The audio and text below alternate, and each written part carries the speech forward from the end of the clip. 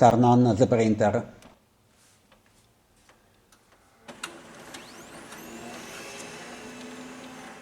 Open the front cover where the toner is located. Press the OK button for 2 seconds. The message "Replace drum" appears on the display. Ignore this message. Press in sequence Start, down arrow, up arrow, OK.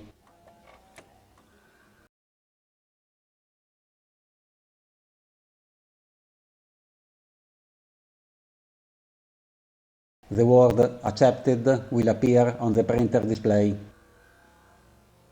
Close the front cover. The counter is now reset.